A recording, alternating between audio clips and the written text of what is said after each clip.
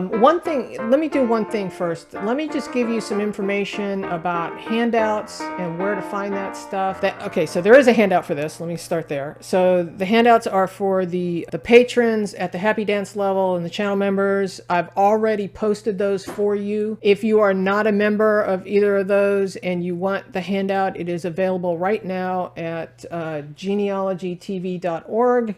So you can go over there and then hit the handouts button and scroll down. It's probably the first one in the 2022 bucket of handouts.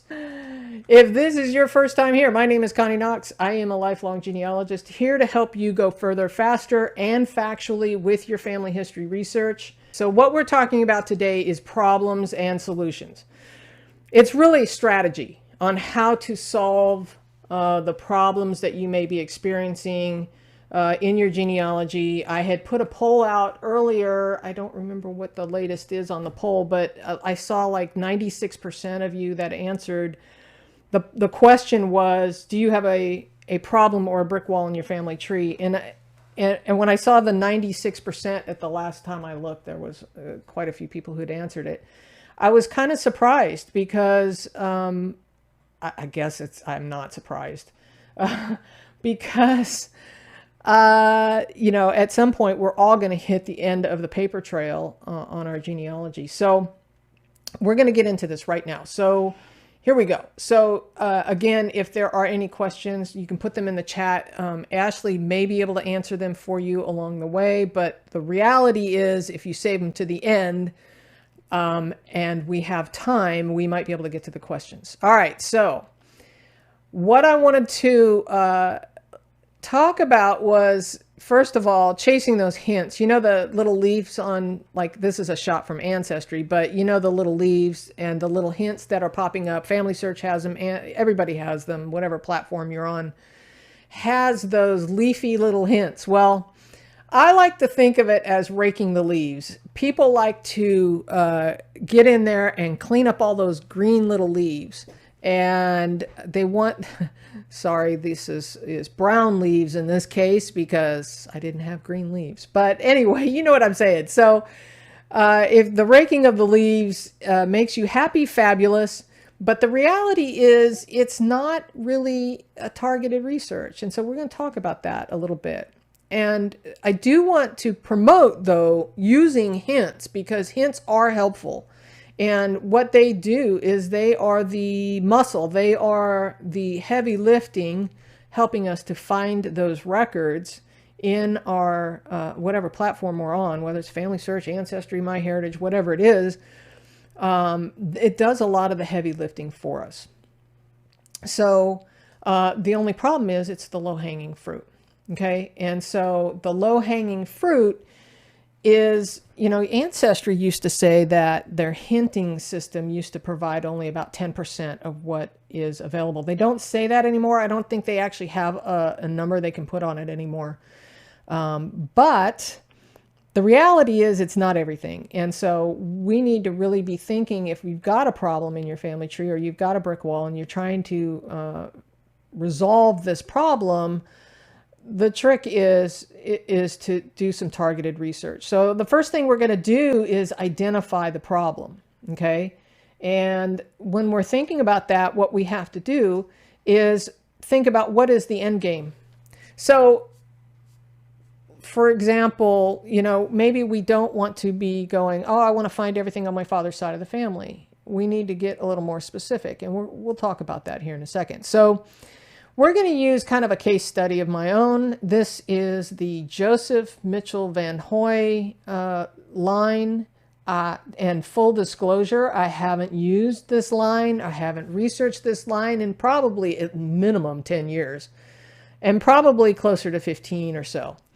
And so this was a good opportunity for me to demonstrate this whole process using the Van Hoy line. Okay. So here's Joseph Mitchell Van Hoy and his family in the mountains of North Carolina. And there he is in the photograph. Okay.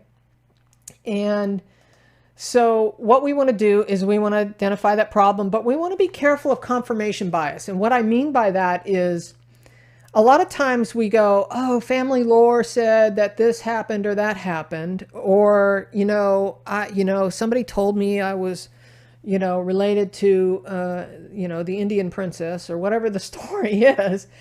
We have to be careful not to try and force fit the records that we find to fit our hypothesis. And so we have to be careful. That's called confirmation bias. If we are trying to force fit or trying to make our suspicion come true. The reality is, just like a detective in a murder mystery you see on television, whatever it is, we have to follow the evidence. We have to be impartial, and so we have to really pay attention to just the facts that we're discovering, and we come to some logical conclusions based on the evidence that is provided.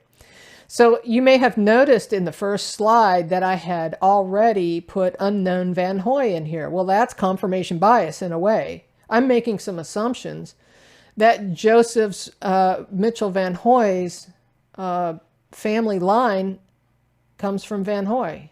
His father and grandfather named Van Hoy. Well, actually, I don't know that to be true. I don't know that at all. Hey, we're going to get back to that video here in just a moment, but I want to let you know that Genealogy TV has a website, a newsletter, and a Facebook page. Links for all of that are in the show notes below. All right, let's get back to it. But to help the algorithm work for me, I was playing with it, and so I plugged in Van Hoy. So just be mindful of that when we're identifying this problem, we have to think about all possible outcomes, because it could be that Joseph was adopted into a Van Hoy family and adopted that name. So I don't know until we dig in, right? So what we're going to do is we're going to create this research question, right? And a lot of people go, okay, really, it takes just a couple seconds to do this. And what we're going to do is we're going to get specific about it. We're going to figure out who it is that we're talking about, what it is we want to learn, and where and when. So in order to figure that out, we're going to take Joseph Mitchell's Van Hoy's information that we already have, which says he was born in 1867 in Wilkes County, North Carolina. And so, you know what? I'm going to bring this up a little bit more full so you guys can see that. So basically what we've got here is we've got an estimated place. We were trying to find out who the mother and father are. So we've crafted this research question that says, who are the parents of Joseph Mitchell Van Hoy, born in 1867 in Wilkes County, North Carolina? Okay, so we've got a good research question. We are going to take that information that we're starting with. And so when we're crafting that research question, to kind of go back to the who, what, where, and when, the who is Joseph. The what is really who are his parents, kind of falls into the what category. Where is Wilkes County, North Carolina, because we know he was born there, and about 1860s. It could actually be farther back in time, but we don't know that yet. So as we're raking the leaves, right, we are going to go after that low-hanging fruit and the easy thing to find, and we put that into our profile. Now, in this case, I'm using Ancestry because that's where I keep my primary tree. So I put, and actually the list is longer than what you see here. I could only get so much on the screen at this time. So what I would like to do is show you what I do next. So what I do next is I transcribe this information and or abstract it depending on the documents, and I put it into my research notes. Now, I promise you, this is probably the takeaway. This is the number one reason why you will find help getting to solve your problems, because when you write research notes, you will discover things you never noticed before. And so we're going to talk a little bit about research notes, and some of you have heard me talk about this before, but really, when you take the data that comes out of these sources and you put them in chronological order in your research notes, you're going to pay attention to things you never saw before, I promise you, because a lot of times what happens is a lot of people just import this information into their family tree or their profile, the ancestors profile. And what they do is they go, oh, hey, you know, I got this information, and they kind of glance over it, but they don't really pay attention to the details. And I promise you, when you put it into research notes, it goes, you are absorbing that information.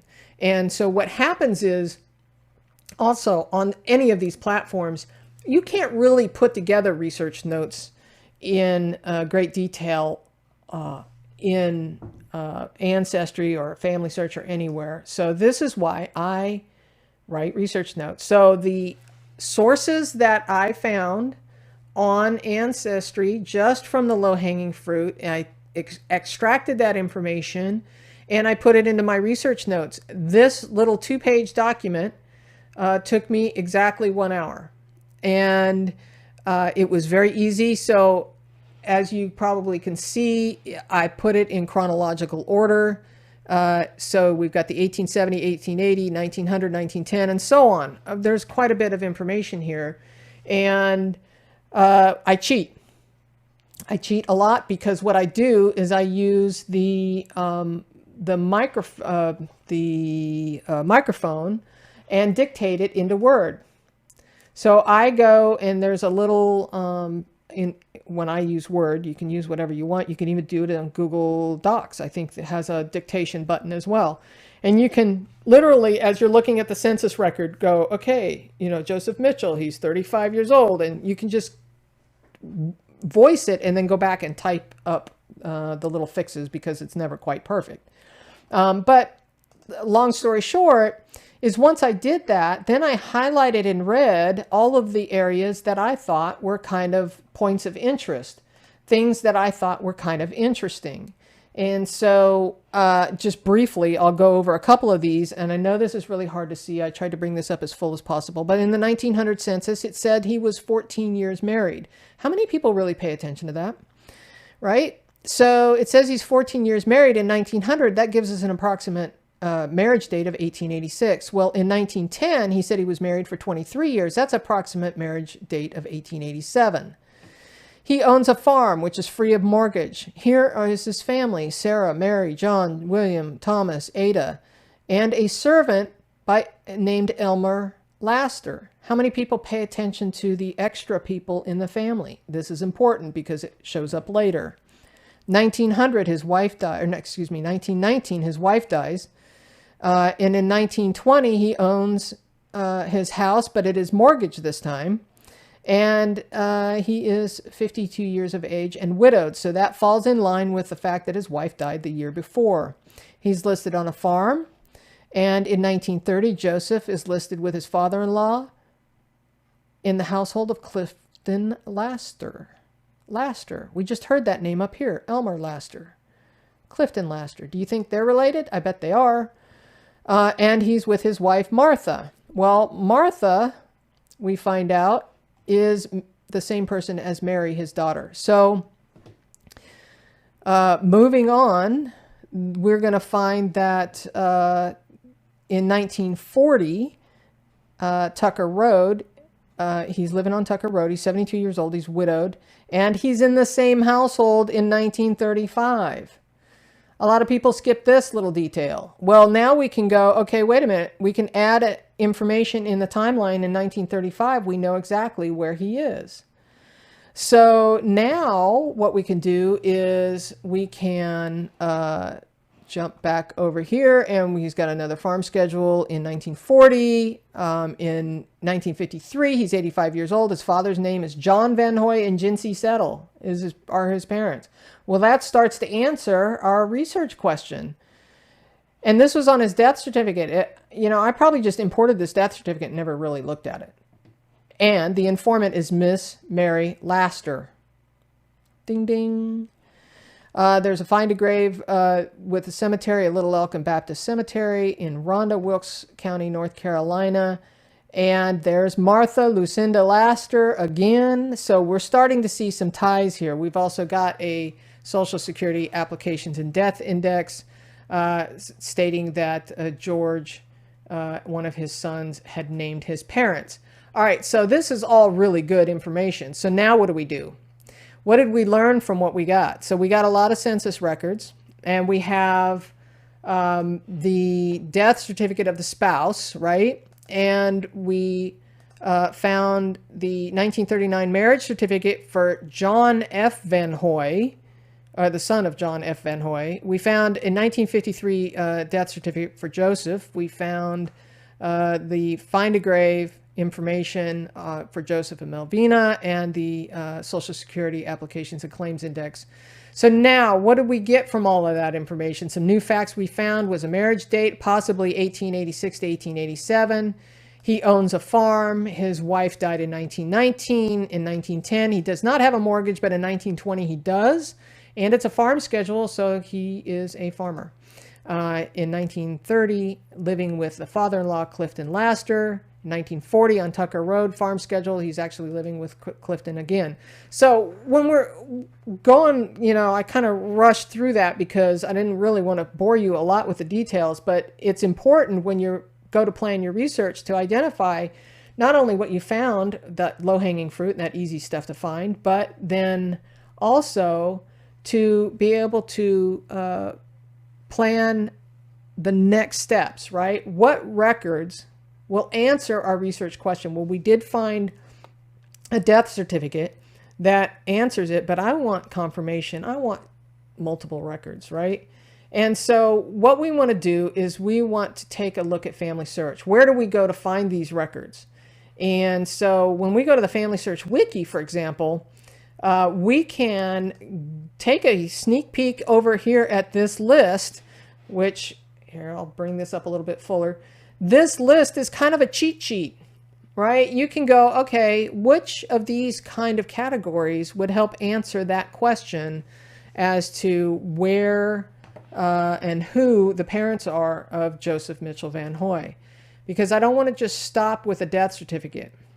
All right, let me explain that. Why do I not want to stop with it? Okay, so a death certificate is kind of secondary information because the informant is not the person it's about. The informant on a death certificate is the daughter, and she may be distraught. She might not remember. She may be absolutely accurate on the death certificate, but I want some additional confirmation.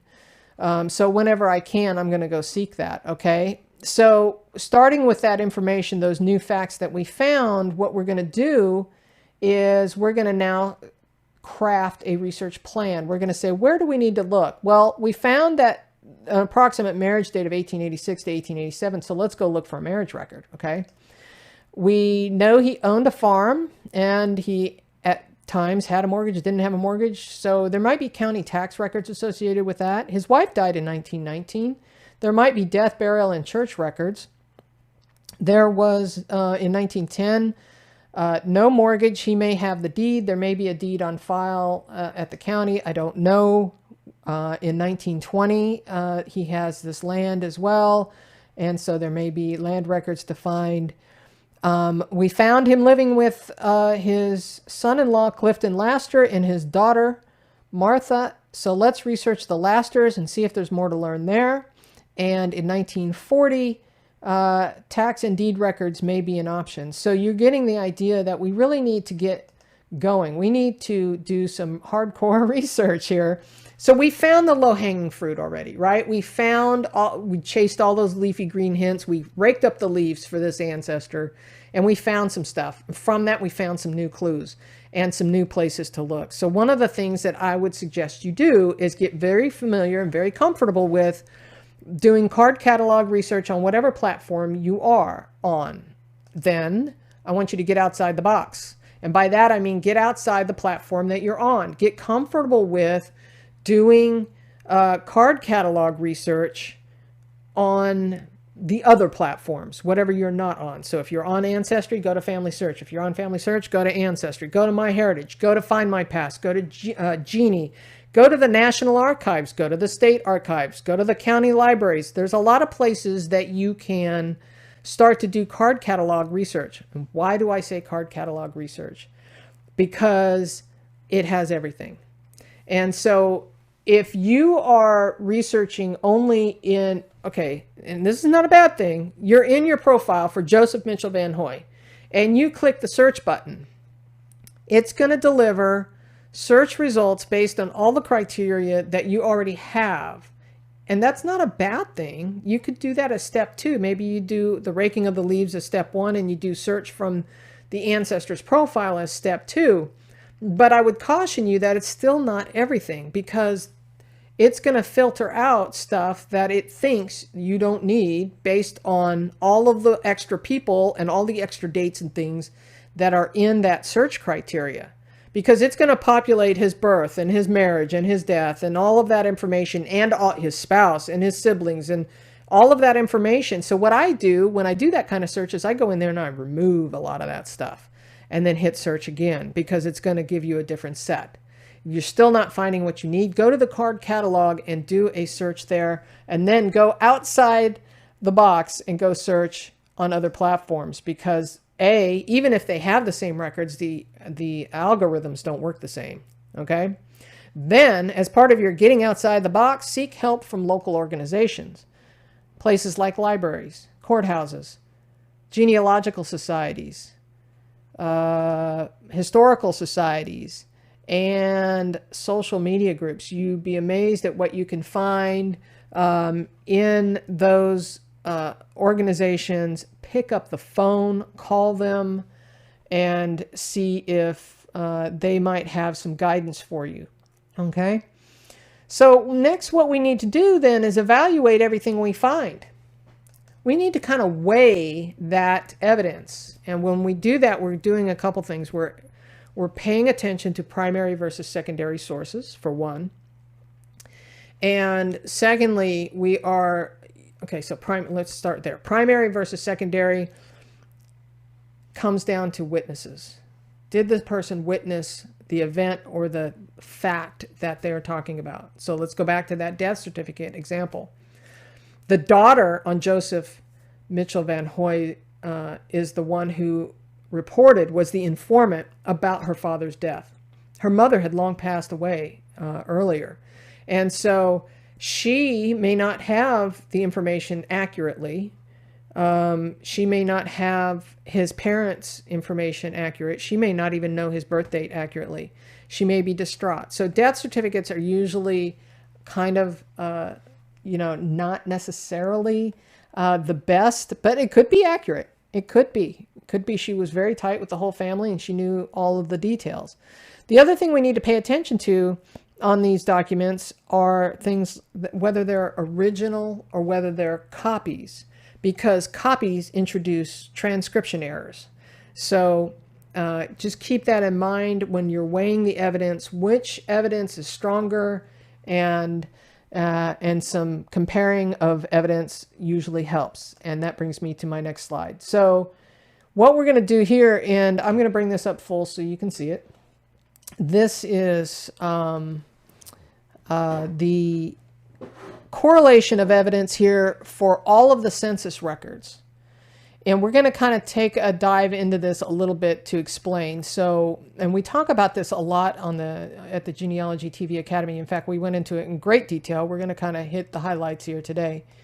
So what we want to do first is we want to take a look at this top box. So this top box here is the 1870 census. And here we find Joseph Van Hoy at 2 years old.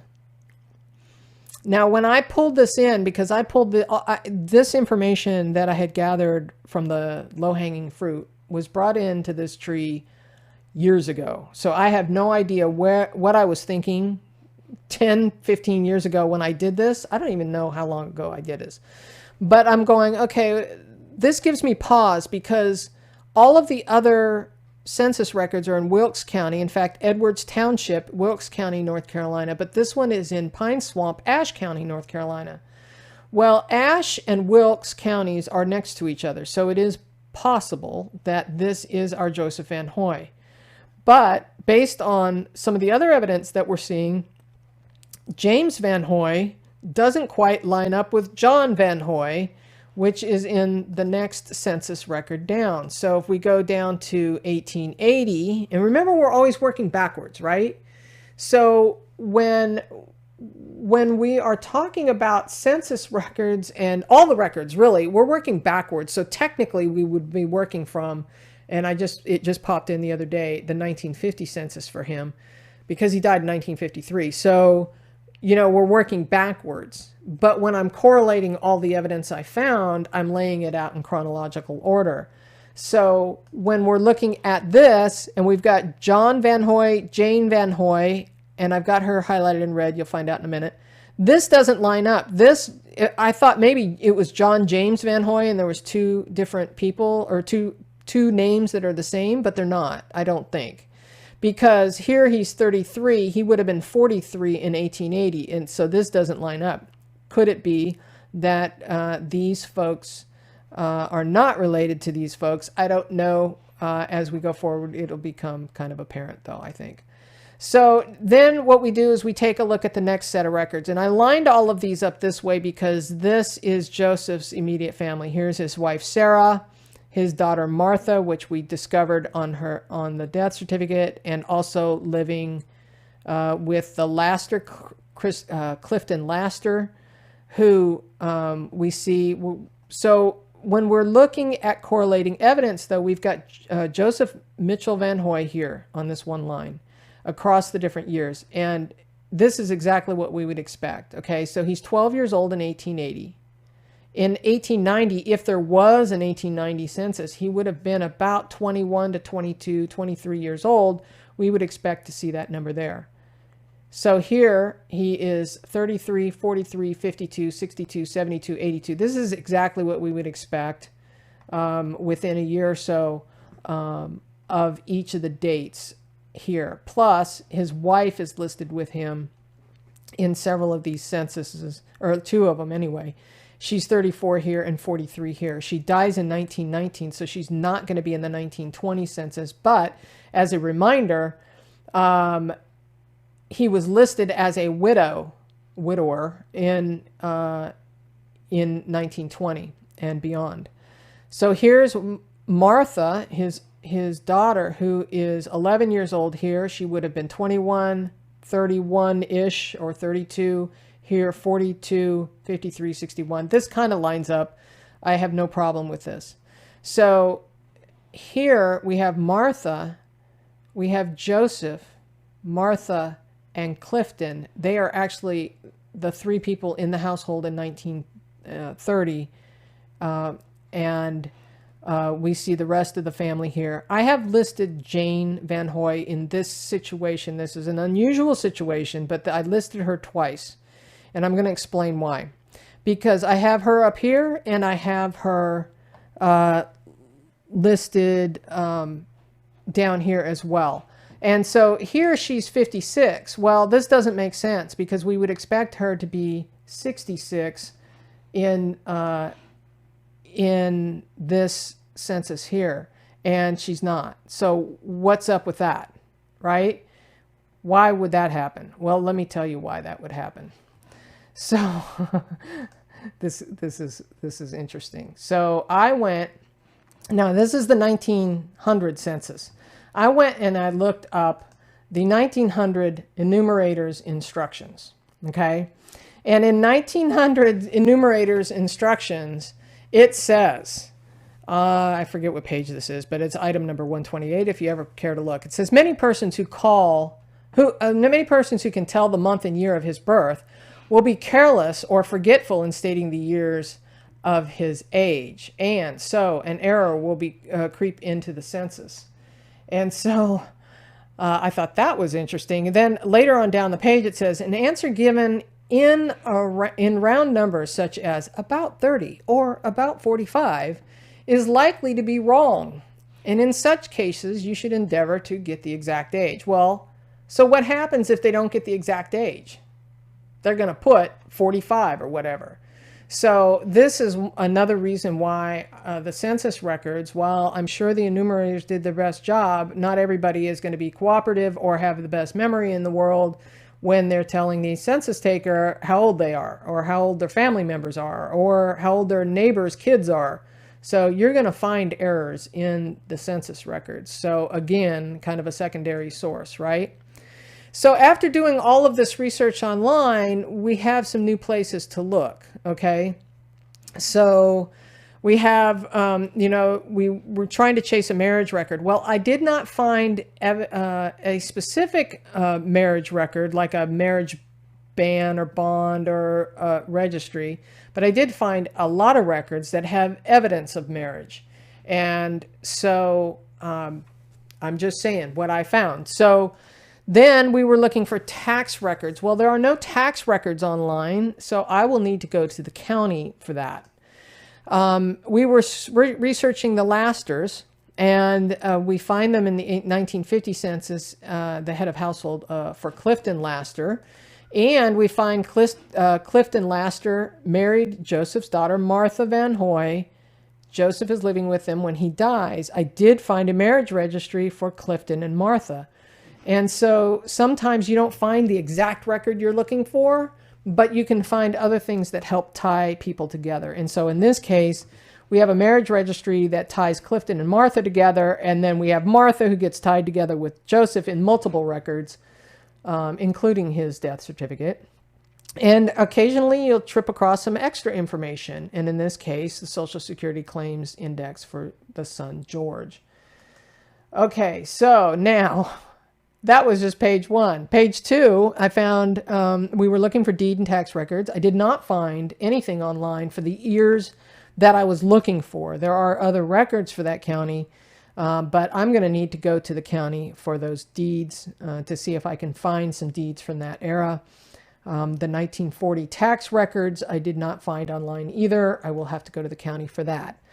So we were also looking for death, burial, and church records. I did find in the Greensboro Daily News in 1953 an obituary. It was actually a funeral notice, and it was kind of like both. It was like an obituary and a funeral notice naming the church and the cemetery. And I found this on FamilySearch's index first, and that led me to the Genealogy Bank image, the actual image of the newspaper article, which Genealogy Bank is a subscription service, is one of my favorite newspaper ones. But anyway, that's where I found it. So long story short, there's a lot of records that I was able to come across, and I was able to discover who the parents, of Joseph Mitchell Van Hoy's parents are. Certainly confirmation with the death certificate to start with, where it names Jinsey Settle. I even got her maiden name. She went by Jane or Jinsey, and John Van Hoy. And then I was able to also confirm that this 1880 census that I originally found was accurate. It lines up with the death certificate and some of the other records. So we managed to solve who the parents were of Joseph Mitchell Van Hoy, who is John Van Hoy, and Jane Settle. And who that James was in 1870, I am still working on that. So what do I do now, right? I need to go on a road trip. I need to go to Wilkes County, North Carolina, and see if I can find the land records, the tax records. I would like to go visit the cemetery again. I have been to that cemetery before, but that was years ago, and I didn't know half of what I know now, and I didn't have half the records then. I would like to go see if the Lasters are buried in that cemetery. That is the Little Elkins Cemetery in Wilkes County, North Carolina. And I would like to go visit the library and see if I can find some more information about the extended family that I am starting to discover. And perhaps there's a genealogical society in the area that I might be able to get to know and find some local folks, or maybe a Facebook group, or something along those lines. So I still have some work to do. But one of the things that I encourage you to do as you work your way through your research problems is to share your conclusions. You can do this as you go or when you're done, but I say talk it over with your family and friends. Just like I am talking it over with you right now, when you speak it out loud, you start to question everything. So as I was putting this presentation together, I went, well, wait a minute. Now I need to go back and look at that. What was that right? I don't know. We need to be able to talk it over with our family and share that information. After all, that is what the goal is, right? Is to share it with our family and friends. When you speak it out loud, you start to realize, wait a minute, does this bucket hold water? Do the facts line up? Do they help support our conclusions? Does it make sense? What evidence do you have to support that? Here's the other thing I'm always asking myself.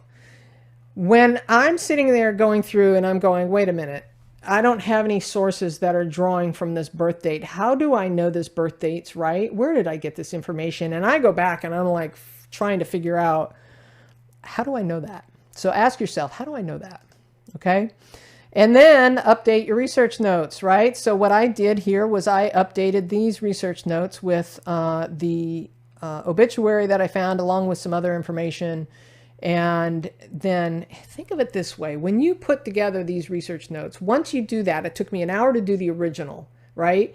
And once you do that, you have the basis from which you can add little things. Takes you, I don't know, 10 minutes at the most, 5 minutes to add a few little notes in there. Keep them in chronological order and keep them up to date. Do you do this on every ancestor in your entire family? No. Who has time for that? You do it on the research problems you're working on, right? Or here's the other thing. I do it for all of my direct line ancestors. But if you do this, then think about it. This could be a chapter in your book if you're thinking about writing a book, because you have all the data here.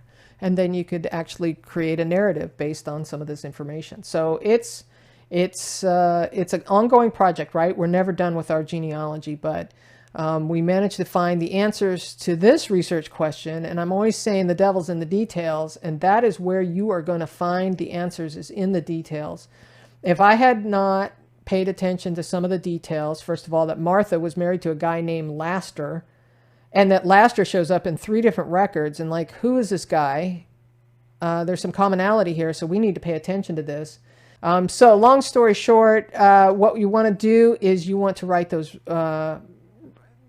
the questions, the problem that you have, and start with one. Don't go crazy trying to write 16 different questions. Start with one, the most burning question that you have, and write it out, that who, what, where, and when. Then you want to create those research notes to start with what you have, that low-hanging fruit, or the information that you have. Maybe you have a Bible record or something in your possession that you want to add to those research notes.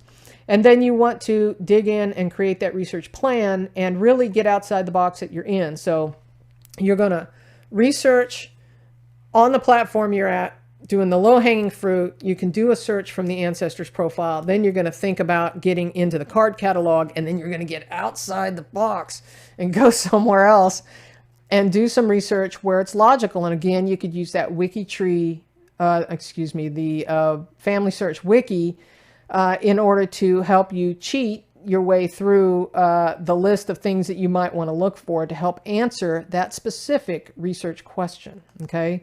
And then talk it over and share it with your friends. You could put it on Facebook. You could create a little article. You could, all the Genealogical Society journals are always looking for articles, but they're going to want you to source your facts. So make sure that you're putting your sources in there. And so that kind of brings me to the Genealogy TV Academy. We're always talking about this at the Academy, and we're really kind of taking a deep dive into that. And the correlation of evidence sheet that you saw, where we were talking about the census records all lined up, we went into a deep dive on that in the Academy.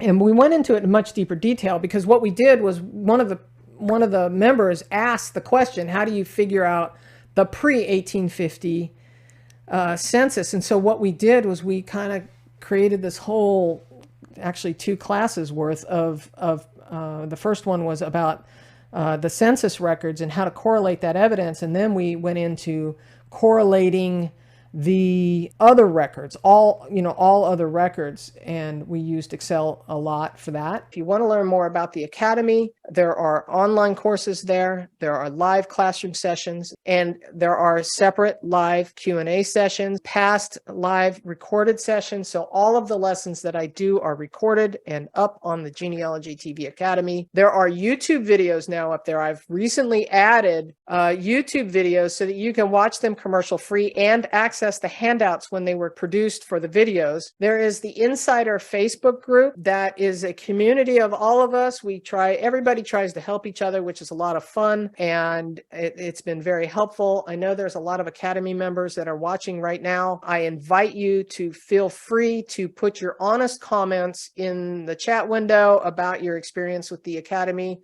because it's good feedback, and I will be reading all of the comments. The paths are based by subject. We'll talk more about that here in just a second. So I'm trying to create one place where people can go. I'm calling it the All Access Pass. So there's exclusive Academy lessons. There is all of the recordings from the past Zoom calls will reside in the very first course up here. These are all the boxes here are courses. There is a course on getting started. It's completely built out. You can do it as you wish if you want. There's Smart Research, which goes into research strategies and a little bit more about transcribing and abstracting, that kind of stuff. Then there is the paths that I have created. So the paths could be a mix of YouTube channel videos and or Academy lessons that are giving you a logical path from point A to point B on different subjects. So for example, I've got 3 paths up there right now that are Ancestry DNA, research notes, and floating trees. Then we've also got YouTube videos, because some people have been wanting all of the YouTube videos added to the Academy. So I did that for all of 2023 and continuing, right? We're only halfway through the year. And all of 2022, I am starting to work on 2021. So all of the most recent material is up there. It's kind of all in one place. These are some of the lessons from the exclusive part of the Academy that I have up there already: transcribing and abstracting, correlation of evidence. There's several lessons on getting organized, which is a big topic for a lot of people. It's just, how do I get organized? So there's a lot of good stuff there. Research notes. I am a huge fan of research notes, and that is the number one way you're going to break down brick walls, is with your research notes, and how, if you have the skill to do that. So all of this stuff that I've got listed and more is really skill-based stuff. So if you want to learn how to do your Danish research or your Italian research, this is not the place for you. This is skill-based stuff. This is how to create the skills, how to learn the skills to do research in any avenue. This is kind of a sneak peek behind the scenes there over at the Smart Research course. We've got on the left-hand side, we've got the lessons. You can mark them off as complete as you go. There are topics within each lesson on the pre-built courses. And so within those topics, you can get more information. So the All Access Pass is designed to be freeform. If you do not want to go from point A to point B, you don't have time, you just want to go straight to evidence analysis lesson, you can do that. And then you maybe jump over to the DNA stuff. You can do that. The All Access Pass has all of the handouts and worksheets, so much of it. The live presentations happen the first Wednesday of each month at 3 p.m. The live Q&As are at 3 p.m. on Wednesdays, the third Wednesday of each month at 3 p.m. Remember, these are all Eastern times, because, you know, I'm in the Eastern time zone. Okay, so it's all 100% virtual, which is convenient for everybody. There's no place you have to go other than sit down at your computer and work through it. And of course, there's the Genealogy TV Insiders group, which is exclusively for Academy members. So if you want to learn more, you can go to genealogytv.org/Academy. Now, I'm sure some of you are probably asking how much this costs. Regularly, it's $59 a month. Today, I'm giving you a 25% off with the promo code GTVA25 and the percent symbol. And with that, you use that at the checkout screen on the when you're viewing the cart, that's where it goes. That works out to be $44.25 a month. I try and make it as affordable as possible.